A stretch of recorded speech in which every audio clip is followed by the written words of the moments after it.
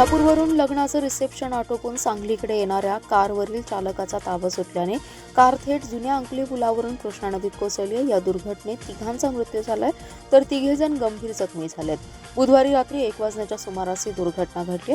कोल्हापूर येथे लग्नाचं रिसेप्शन करून सांगली येथे घरी परत येत असताना या कुटुंबावर काळाने घाला घातलाय।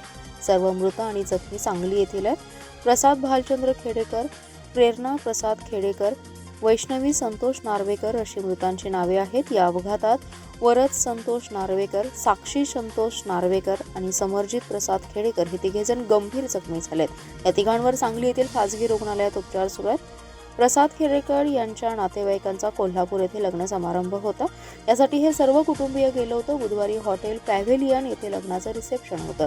रात्रीच्या सुमारास रिसेप्शन संपल्यानंतर कारमधून खेडेकर कुटुंबीय सांगली येथे परत येत होतं। प्रसाद खेडेकर हे कार चालवत होते। यावेळी 6 जण कारमध्ये होते। मध्यरात्री 1च्या सुमारास उदगाव येथील कृष्णा नदीवरील जुन्या पुलाच्या जवळ वाहन चालक प्रसाद खेडेकर यांना रस्त्याचा अंदाज न आल्याने कारवरील नियंत्रण सुटलं आणि कार 100 ते 120 फूट उंचीवरून नदी पात्रात कोसळली।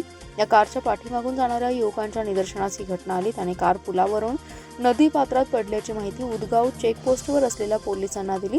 घटनास्थळी पोलीस निरीक्षक सत्यवान हाके यांच्यासह पोलीस, उदगाव आणि जयसिंगपूर येथील सामाजिक कार्यकर्त्यांनी धाव घेतली।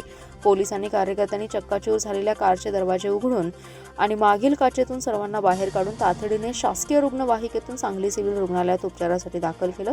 यावेळी प्रसाद खेडेकर, प्रेरणा खेडेकर हे पती-पत्नी आणि वैष्णवी नार्वेकर यांचा मृत्यू झाल्याचे डॉक्टरांनी सांगितले। त्याचबरोबर इतर जखमींवर सांगली येथील 2 खासगी रुग्णालयात उपचार सुरू आहेत।